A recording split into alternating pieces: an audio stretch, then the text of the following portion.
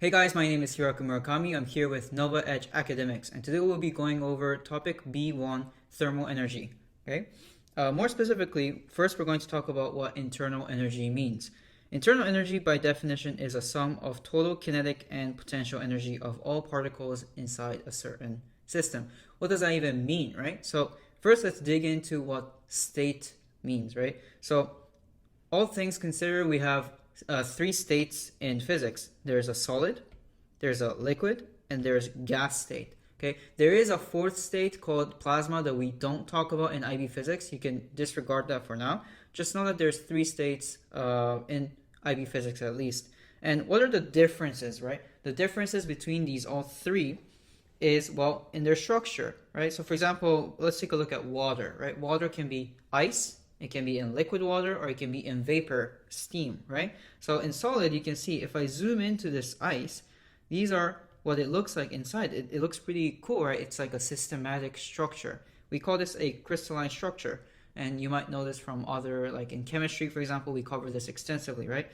Well, these individual particles are being held together by bonds. And those bonds are potential energy, okay? So now we have one, right? That's potential energy.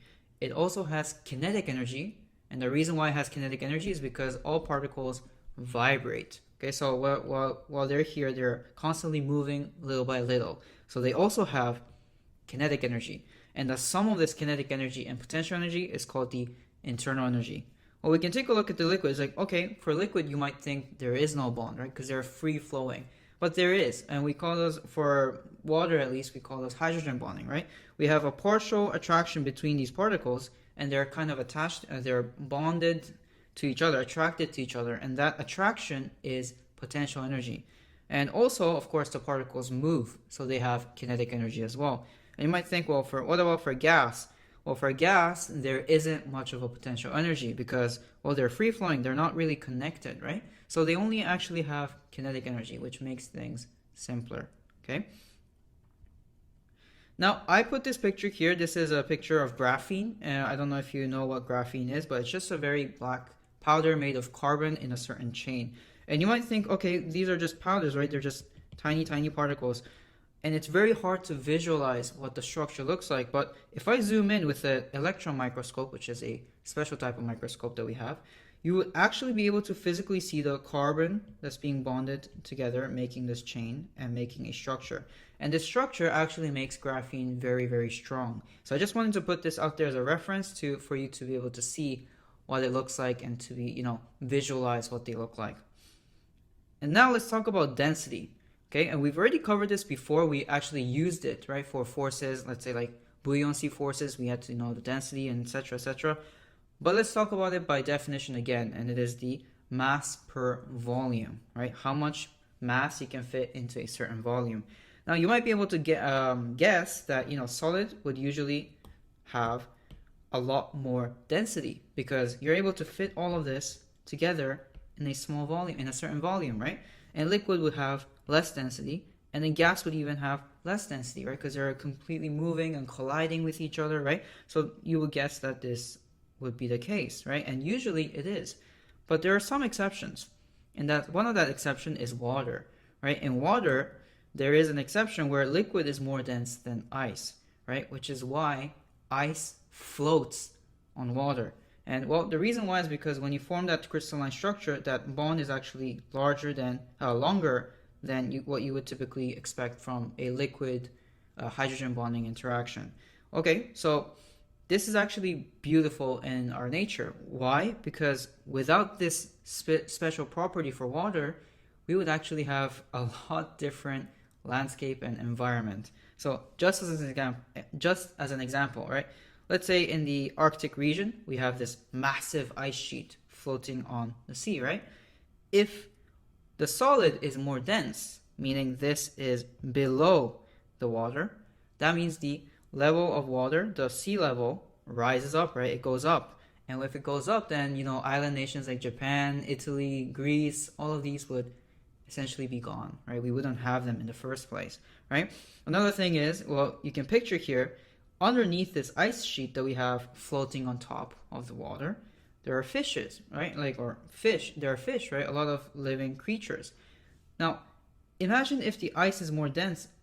As it forms at the surface, it's going to go down, right? Well, it's going to go down and it essentially traps the fish, right? So, it's really important property that we don't usually appreciate. Water has a lot of this. For example, water is neutral. It has pH of 7, right? These are all things that's actually really wonderful for our life.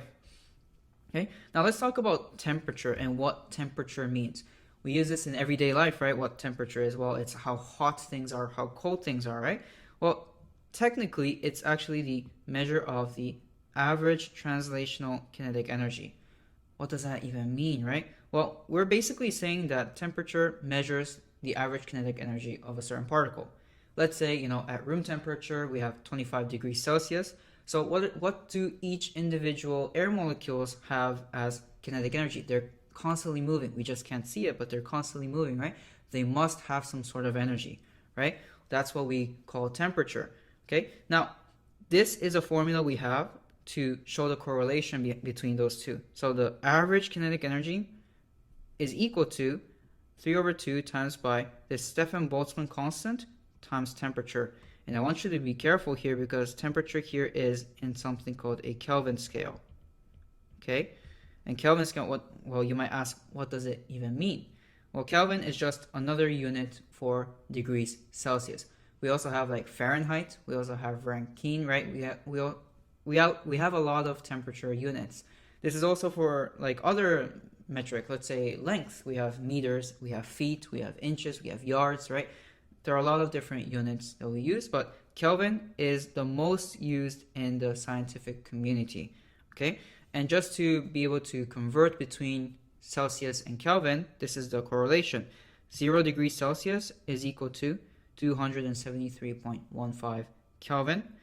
So it's just degrees Celsius plus by 273.15. Okay, it's not like something you multiply, it's just addition. As an example, 25 degrees Celsius, you're going to get 298.15 Kelvin. This is just 25 plus 273, which is equal to 298 Kelvin. Okay, make sure you're able to convert these two because you have to use Kelvin scale to calculate. So let's do an example. Let's calculate the average kinetic energy of the gas molecules at room temperature, right? Okay, cool. We just apply this formula. So EK is equal to 3/2 KB times T. Room temperature, we know that T is equal to 25 degrees Celsius, which is equal to 298 Kelvin. We just established that. You just add 273, right? Okay, so let's put that in there.